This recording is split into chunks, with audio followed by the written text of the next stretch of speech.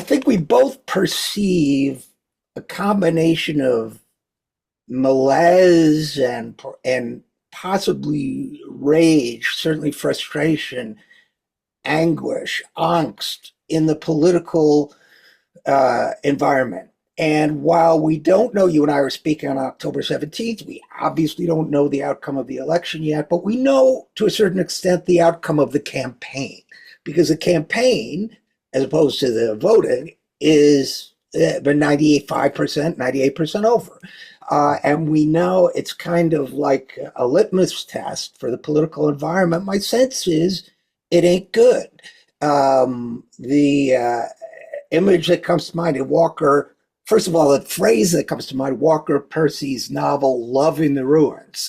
And in it, he makes a reference to alcohol as the sunset gun. And it's as in it's 5 o'clock and she's already firing the sunset gun. And it seems to me that when you look at the deaths of despair that Susan Case and Angus Deaton have tracked among working class white males, if you look at now increasing overdose rates in Black communities, what comes to mind is a sort of growing what I sense is a kind of growing sunset mood that may have been, if anything, exacerbated by this campaign, with some exceptions we can get to in a little while. But what also came to mind was a study that was published in 2018, a political science study. And, some of those are good, some of those not so good. But this one I thought was interesting.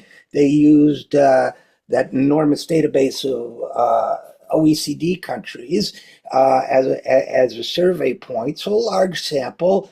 And as the authors put it, growing numbers of marginalized people in developed countries felt what they called extreme discontent, quote unquote, with disliked elites, quote unquote, and were spreading fake news knowingly in their survey as opposed to accidentally, for reasons they described in rather striking terms, to quote unquote unleash chaos, to burn down the entire, these are their words, the entire established political order, end quote, and quote, to disrupt the entire democratic cosmos and start anew. Pretty startling words from academics, and yet they come to mind again during this election. I mean, I think some Democrats, many Democrats, certainly felt a sense of euphoria at being free of Joe Biden, and in Kamala Harris injecting new energy into their campaign. And I got that, but I still think there's a division fueled by emotion underlying all of this. It doesn't break down neatly into what we normally talk about as left-right splits. That's my take on what the campaign's brought out in this, but what's yours? Well, I agree with much of it, and particularly that it doesn't break down neatly into the left-right. Here are the things that I notice that fit in with what you're getting at. I have a sense of an overarching gloom and doom, for lack of a better phrase. People seem genuinely disaffected, disconnected, disgusted, and fearful of that we are somehow, without being able to give it much concrete shape or form, we're heading into bad times. We're heading into grim realities that we're going to have to live with, face up to, encounter. And it's bad. Before Kamala Harris entered, it was epitomized, I think, by a sense that these two old white men are not relevant to most of us for one reason or another. Then it was, even when she came in, she got a bit of a boost because at least she isn't an old white man, but she was so careful to be a continuation of Biden and all of that represented, that she took away, in my judgment, whatever boost she might have gotten out of being younger and fresher and more forward looking, et cetera, et cetera. And then the worsening of the Ukraine, because even Americans now, despite the effort of the government and the media, the American people, I think, are beginning to figure out that that war is lost, that that war is going to go like Vietnam and Afghanistan and Iraq and whatever you want to call, however you spin it, the American side is defeated there. They kind of know it. And I think they understand, even if they can't tell you what BRICS stands for, they kind of know that the dominance of the United States, this inheritance of our generation, because it starts really with the end of World War II, when all of the potential competitors are wiped out.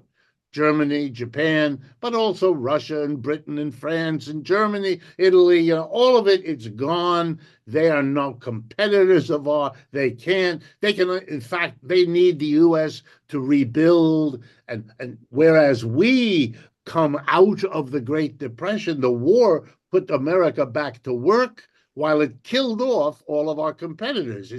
It was a US capitalist dream. Let me make a stark suggestion. I think people feel in their bones that all of that is over, that we are now at the sunset of this exceptional period. It wasn't that U.S. exceptionalism. It was it's very different. It was the exceptionalism of post-World War II conditions. And those are gone. They're not coming back. We're in a different world. We didn't have nuclear weapons before. We do now. They're widely spread. There's no way back from that. And the dominance of the United States, which anyone in 1946 could have and should have predicted as part of what we could imagine history would do, since it had done that to every other empire that ever graced the earth. Ours would have it too. I think there's a sense that it's all over, that it's all coming to an end. I think there's a sense of foreboding that even the vaunted standard of living here in the United States is also not secure the way people thought it was. So that the exodus of jobs over the last 30 years, bad enough in itself, is worse in the sense that it foreshadows more. That when people give us horrible scenarios about what artificial intelligence is going to do to the next generation of jobs, white-collar jobs, etc., there's this sense of exhaustion for us, of exhaustion for our children, and that the politicians who keep cheerleading are sounding ever more hollow when they do it. That's really interesting. And I think there's a lot of truth to it, but I would make some qualifications, and we'll see what you think, which is we have, and I think maybe this helps us explore the real divisions as opposed to the perceived divisions of this country. We have at least, generally speaking, three segments or three, I don't want to call them classes, but you could, in this country. We have the absolute elites, the 1%, half of 1%, tenth of 1%, whatever you want to call them, who largely finance these elections and so on, and control the economy as CEOs and investors and so on. Then we have the professional managerial elite, 10, 20% of the population, largely Democratic, I think, and that's what I've seen. Then we have working people, for lack of a better term, everybody else.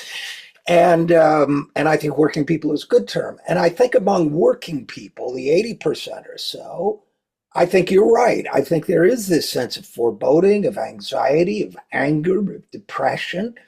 And I think the absolute elites are living in their own bubble. But then you have this sort of 20%, which has become the new Democratic base, college graduate and so on. I mean, they still got a lot of non-college graduates, but influential within the Democratic Party that to me I might characterize them as whistling past the graveyard. A lot of them know and have known what climate change is going to do to this world and to this country.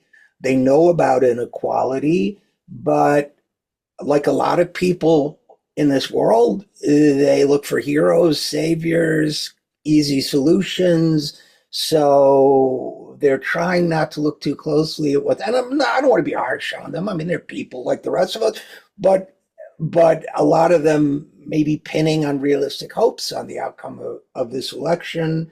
And then the rest of working people, whether they're voting Democratic, Republican, staying at home, I think they fit perfectly into what you described and what these Democratic, or rather these political scientists describe about loathing for the Democratic cosmos.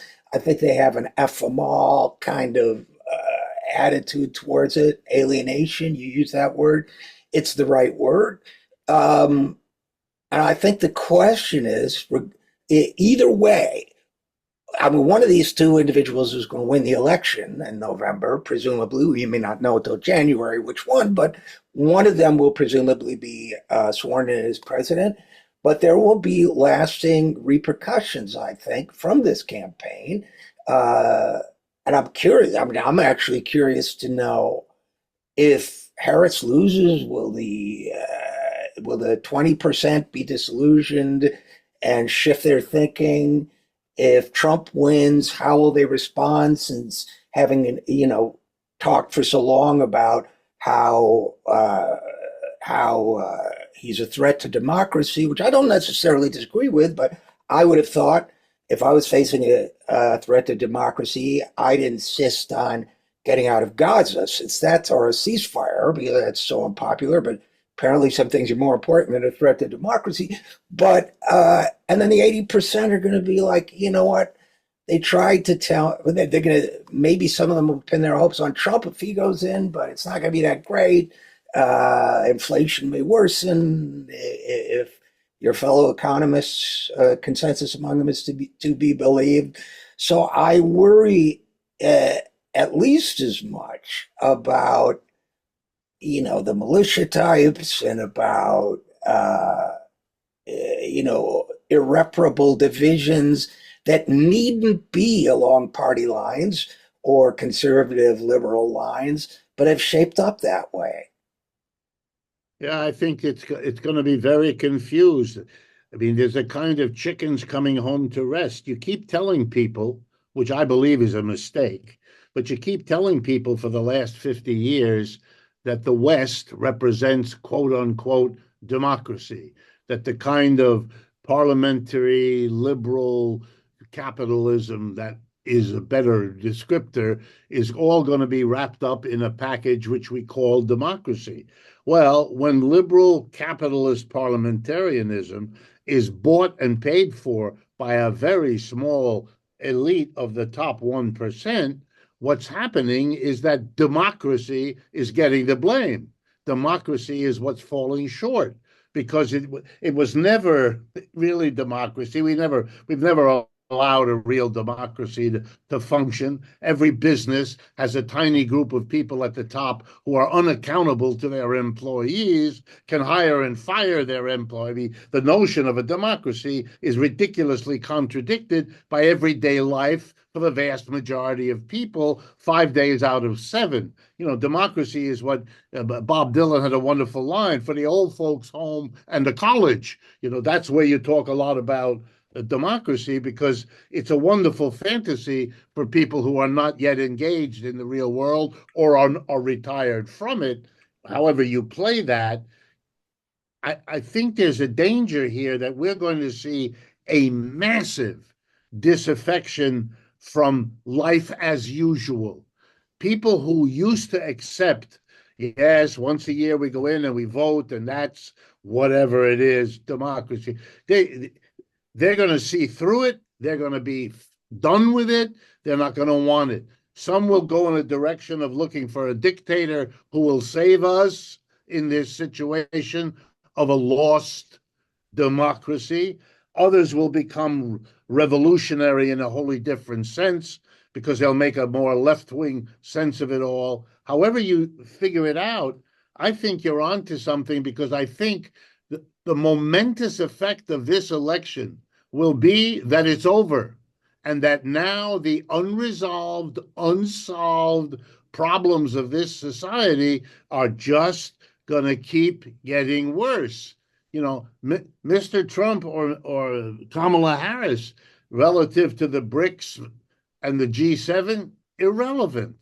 You know, apparently about the war in Ukraine and Gaza, more or less irrelevant. If I listen to Trump, he'll stop the one in Ukraine and worsen the one in Gaza. I mean, this is all, none of this goes at the issues we're groping to understand in this conversation.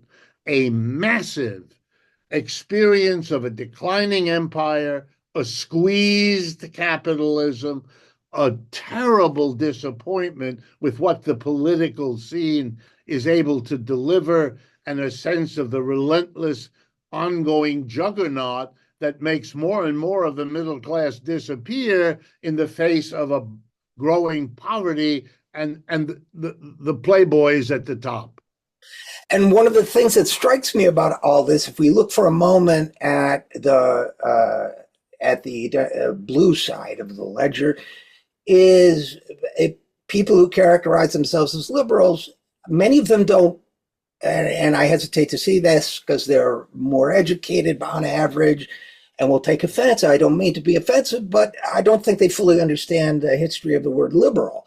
So liberal meaning, a believer in individual liberty and in supporting property and individual rights and that sort of thing, being an essential element of it, free enterprise, right? So at least historically. So in that sense, I would argue that recent history has proven that liberal democracy is an oxymoron, that you can't have democracy with capitalism running wild. We've seen that again and again. If Kamala Harris wins and fires Lena Khan, who's at the head of the FTC, has probably done, if people knew about it, the most popular things this administration has done, including just the other day banning, hopefully she'll be able to do it, banning those websites that make it impossible to unsubscribe from a service, things that people care about. Then that will disappoint people. If she wins, she'll appoint Liz Cheney to the cabinet and has accepted warmly the endorsement of Dick Cheney, who, lest we forget, was the most unpopular president or vice president in modern history. 18% approval rating. Right. His gag line, that I'm embarrassed to say a friend of mine wrote for him, was, he said, "I have 18%, George, you have 33%. What's your secret?"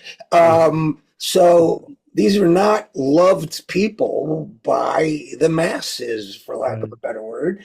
And adding to that, we have liberal politics of the last 10 years, certainly, that's made an epithet out of populist, which, I'm sure we've talked about this before. Populism is one of the great left traditions of this country and of the world. And so going back to that political science study, if you in effect disdain the will of the people, which manifests in everything from soft banning or shadow banning on, encouraging shadow banning on Facebook to other forms of complaint, you're going to lose them. And it seems to me it's not a given that more Black working people, Latino working people are moving to Trump. It's not a given that this race should even be close, that a person of limited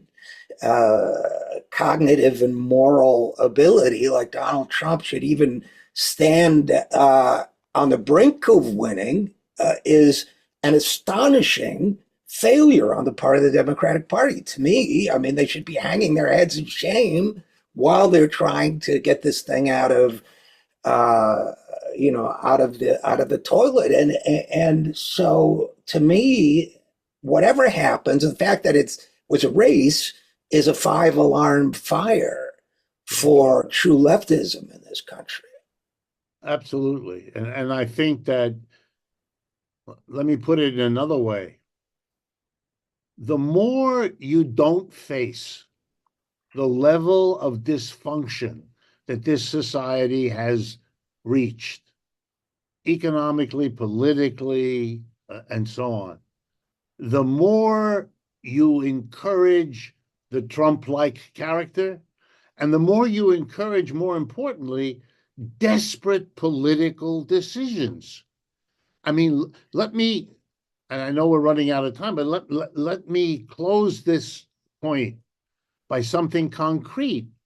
The decision of the United States that it could endorse Ukraine in what they were doing to their ethnic Russian population on the east, in what they were doing in moving NATO up to Russia's border. Forget whether those are real or concocted arguments of Mr. Putin. I don't care about him or about that status of these arguments. But the thought that they could ignore all of that, that they could arm this already dysfunctional society, Ukraine, which already had the reputation, for those who don't know, of the most corrupt political system in all of Europe, to trust them in this sort of a war because you were so convinced, as Mr. Biden told us, that Russia would come to its knees, the ruble would lose all that. This is a colossal mistake. Yes, the war in Ukraine is over. It's won. The Russians won. The U.S. and its Ukrainian flunkies have lost. Horrible damage done to Ukraine. Millions have fled the country and will never go back, etc., etc., etc.